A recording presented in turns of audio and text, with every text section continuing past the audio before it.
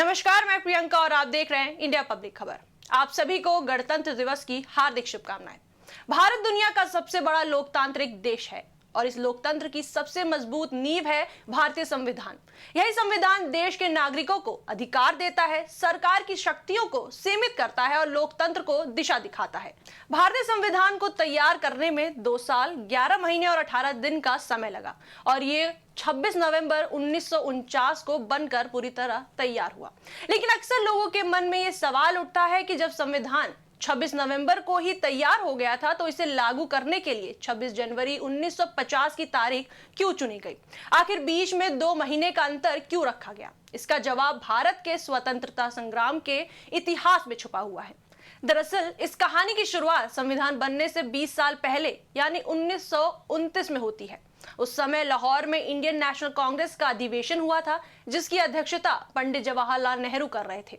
इसी अधिवेशन में कांग्रेस ने पहली बार अंग्रेजों से डोमिनियन स्टेटस यानी अर्ध स्वतंत्रता की मांग छोड़कर पूर्ण स्वराज का संकल्प लिया था।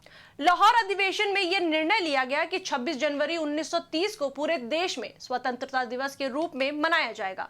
उस दिन भारतीयों ने पहली बार तिरंगा फहराया और अंग्रेजों की गुलामी से आजाद होने की शपथ ली। 1930 से लेकर 1947 तक हर साल 26 जनवरी को ही भारत के प्रतीकात्मक स्वतंत्रता दिवस के रूप में मनाया जाता रहा। लेकिन जब 1947 में भारत असल में आजाद हुआ तब वह तारीख 15 अगस्त की थी, इसलिए इस दिन को स्वतंत्रता दिवस के रूप में मनाया जाने लगा। लेकिन संविधान निर्माताओं, खासकर पंडित जवाहरलाल नेहरू और डॉक्टर भीमराव अंबेडकर के मन में उस 26 जनवरी की तारीख के प्रति गहरा सम्मान था, जिसने 2 दशकों तक भारतीयों में आजादी की अलख जलाए रखी थी। दरअसल वे नहीं चाहते थे कि 26 जनवरी जैसी ऐतिहासिक तिथि इतिहास के पन्नों से कहीं खो जाए। इसलिए यह तय किया गया कि भले ही संविधान 26 नवंबर 1949 को तैयार हो गया हो, लेकिन इसे आधिकारिक रूप से 26 जनवरी 1950 को लागू किया जाएगा। इसलिए 26 जनवरी को भारत का संविधान लागू किया गया और हमारा देश गणतंत्र बना। तब से हर साल 26 जनवरी को बड़ी धूमधाम से गणतंत्र दिवस मनाया जाता है। अब बात कर लेते हैं कि गणतंत्र बनने का मतलब क्या था। 26 जनवरी 1950 को भारत एक गणतंत्र बना।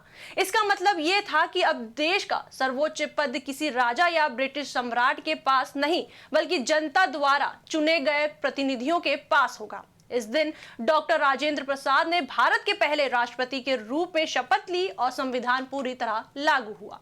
26 जनवरी आज सिर्फ एक राष्ट्रीय पर्व नहीं है, ये दिन भारत के स्वतंत्रता संग्राम, संविधान निर्माण और लोकतांत्रिक भविष्य तीनों को जोड़ता है। ये तारीख हमें याद दिलाती है कि आजादी सिर्फ मिली नहीं थी, बल्कि इसके लिए वर्षों तक संघर्ष किया गया था।